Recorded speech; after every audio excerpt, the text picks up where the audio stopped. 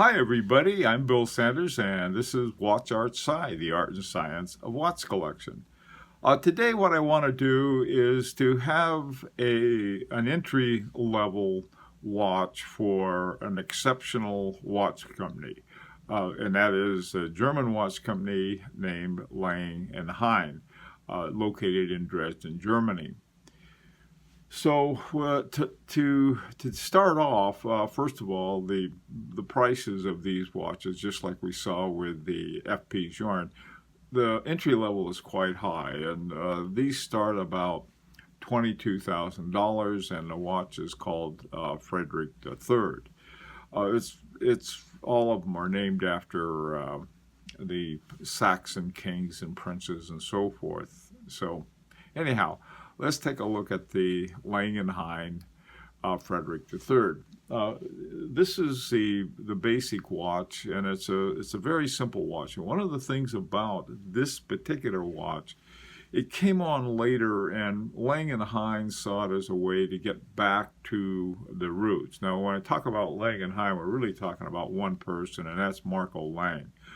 Heyne was with him for from 2002 to 2003. He was only with him for a year, then left. But he decided to keep the name for whatever reason. I think it's mainly so that people wouldn't confuse him with A. Longa and so on. So anyway, so let's. This watch is time only, hours, minutes, and seconds, with small seconds down at 6 o'clock. It's 39.2 millimeters. It's got sapphire glass in the front and also in the back. Comes with an alligator strap with a shark skin back, which I like because that way it won't get sort of ruined if it gets sweaty. Sharks are pretty tough.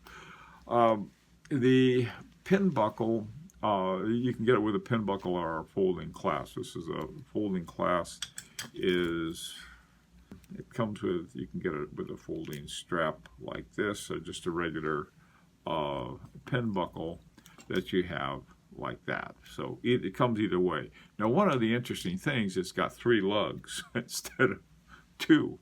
This drives some people crazy. Oh, with 3 lugs, they'll never be able to find another strap for it. Yeah, they're very upset with having 3 lugs. So if you want 2 lugs, you simply contact them and say, hey, I like this watch, and I just like it with 2 lugs. So, and they'll do it for you. So that's the kind of watch company they are. And it's water resistant up to 3 bar, but this isn't the kind of watch that people are going to jump in a swimming pool or go wading in the ocean with. At least I wouldn't. I don't care how water resistant it is. I'm sure it is. It's just something I wouldn't do with a watch like this. Okay, taking a look at the movement, this is caliber 6. And caliber, they simply started with caliber 1 and then going through, I think they're up to 8 or 9 now. And this one returns to their basic caliber. Their basic caliber, called caliber 1, was something like this, except it was a good deal larger. And this one is about, I think it's about 33 millimeter, and it's set for a 39.5 millimeter watch. Got manual whiting, my favorite. 55-hour power reserve, so you got about, a good 2.5 days on that. It's got hour and minute indication. It's got an eccentric second, which is what we call a jumping second. Some people call them the true second. And then it has what's called a second-hand stop. Now, a second-hand stop is something that we usually refer to as hacking.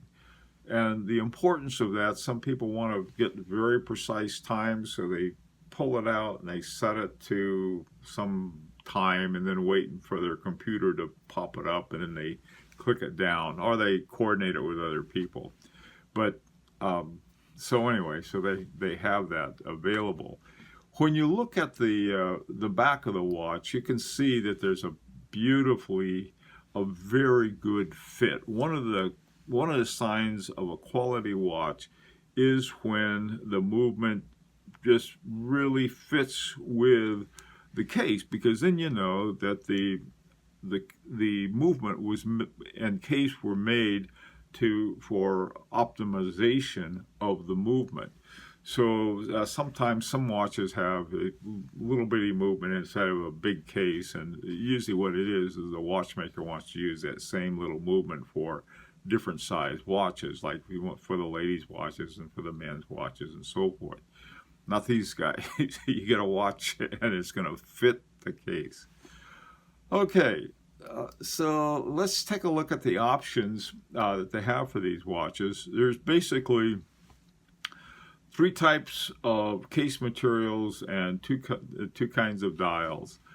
The dials are either what they call a bright frosted silver dial or the galvanic black dial in solid silver. So you either have a black or silver dial. The materials are white gold, rose gold, or steel, stainless steel. Stainless steel is the one that's your entry level at $22,000. So it's the other ones. I think the gold is about $5,000 more. It's about $27,000, $28,000 for the gold, whiter rose on that. But there's several options for this, depending which you like. I like the looks of the rose gold the best. I like the steel though, because steel watches, yeah, you can wear them. It feels like, well, I don't have to be super careful with them. So anyway, so those are the options you have. Now, the special thing about this is that we talk about exceptional horology as being these are hand done. They're done. I mean, again, like you have a famous artist who does something. Marco Lang is a German's famous artist. He's a German, like F.P. Lang or Kerry Wooten-Lannen or one of the Swiss watchmakers, famous ones. Laurent Ferrier. Laurent Ferrier may be French. So, well, I know F.P. Journe is, but he makes all of his watches in Switzerland. And when you look at it, if you get a real close-up of it, what you can see the beveling along the side of the plate. You can look at the teeth, how they're shaped, and then there's a great big diamond of all things on top of the balance wheel mechanism, on top of the whole escapement. And even the screws have their own chamfering and beveling to it. Every piece of it is literally a masterpiece. All right, well, let's take a look at some more of the aspects of this watch. Start over. Okay, you have a gold lever escapement. This is a Swiss lever. And you have what's called the mustache anchor, or counterpoise. And with the 2 ruby pallets and the pallet arm. And it's if you look at it, it's not made with something that looks like it was just punched out of a hunk of metal, especially since it's gold, but rather it was put together with precision. And this is the lever escapement is to correct the barycenter of the anchor and make smooth transmission to the balance wheel, okay, in several different positions. Now, what that means is that if your watch is like this or like this or like this, these are all the different positions that a really good watch is going to have adjustments in. Okay, the balance wheel and hairspring have the Breguet overcoil. The hairspring and the mainspring and the stones are the only thing that Lang and Heyne outsource. Everything else they make in-house. And they get the springs, I'm not sure where, there are a number of different sources for mainsprings and hairsprings. And these they then wind and put together into either the mainspring or the hairspring, and with a Breguet overcoil. And this is done with a great deal of precision. You also have the screws along the outside they're made of solid gold, therefore changing the oscillation to get it just right. So when you see something on your time grapher that's a little too fast or a little too slow, these are the screws that need adjusting. And this is why you really, I mean, if someone's going, if you have a watch that's off just a little and it's driving you nuts, you can make these kinds of adjustments to those little screws. Not you or me, but a watchmaker can. Okay, now in looking at this, you have when you sort of put this movement together, you have the 19 rubies, which is no big deal for a movement like this, but it's got that one big diamond. It has a swan neck regulator.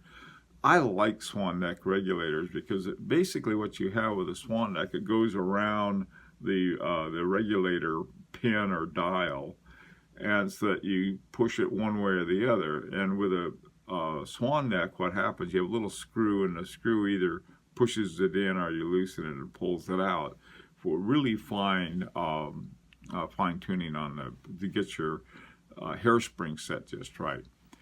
It oscillates at 2.5 hertz. Now, this is 18,000 vibrations per hour. One of the things you're going to find in all your top-notch watches is you're going to find this lower speed, this lower oscillation speed. The standard speed for oscillation is about 4 hertz, 28,800 vibrations per hour. And the lower speed for that has a number of advantages. Primarily, you're not going to wear out the parts as quickly. And if you're paying as much money for a watch, you don't want to do that. And there's a greater time between services. So those are some of the things. But if you look at Roger Smith, Philippe Dufour, F.P. Journe, H. Moser, Kerry Wootenlawn, and they all have these lower speeds. And so this is not a surprise to find a watch of this caliber with the lower speeds. Got a 55-hour power reserve, which is an improvement over their Caliber 1, because their Caliber 1 is sort of a bigger version of this. I mean, the movement is bigger. And it's about, this one's about 33 millimeters. Now, that's not small. That is not a small size movement. It's just smaller than the original one. And the size of the case is 39.5. And so we saw how it fit really well. It's not one of these 20-something size movements that's designed to fit a lot of different watches. This is designed to fit this watch. Okay, now the last thing I wanted to say about this is the 1,000 euro screw. There was an article I read about it, why it cost 100 euros for a blued screw. And they went through the process of making each screw, and it was simply the man hours it took. He started off with a piece of tin and some other metals, and beveling the points of the screws. They do all of this work on a screw, and you can see there even the case for it, that the foot that the screw goes into, the gold shanton, is beveled, and that silver screw next to it is beveled. These watches are made of components that take a long time to do. Now, here's sort of, to me at least, the moral to my story, is that these watches take a long time to put together, and so that's one of the reasons they cost a lot. Now, their goal is to make 200 watches a year. I don't think they're very close to that. Interestingly, it sounds a lot like Harboring 2. I don't think they make much more than 100 or so a year. They don't cost as much, but they don't quite have the finish and the materials and a lot of the details either. But they're not valuable in this particular sense. The value lies not in the fact that they're rare. You can make any watch rare, simply don't produce very many. These so-called limited editions are limited because the manufacturer decides they can perhaps make more money per watch, and they change a little thing another way, and suddenly it's another edition. It's the quality of the process to build these that takes time, and that's why there aren't that many of them. You have to have skilled watchmakers who do all kinds of different functions. You have a lot going into this, and so because of that process, they're rare. And in order to do that, to keep this kind of artistry up, you have to have highly skilled people doing this very slowly. And Marco Lang is he orchestrates all of this in the same way that F.P. Jorn does, the same way that Kerry Voutilanen does, the same way that Roger Smith does. These things are rare because of the process to make them what they are, not because they didn't turn out very many. Okay, well, listen, it'd be very interesting to hear what you have to say, your comments, your ideas, and so forth about this. This is the second of the sort of entry into Grail level watches, or exceptional horology watches. And it may sound strange to talk about this as an entry level, but the one I want, and I won't buy, probably costs $70,000. That's the Remontoir Égalité. So I wasn't kidding about entry level. It's just a very high entry level. Okay, so till Friday, this is Bill Sanders with Watch Art Sci, the art and science of watch collection.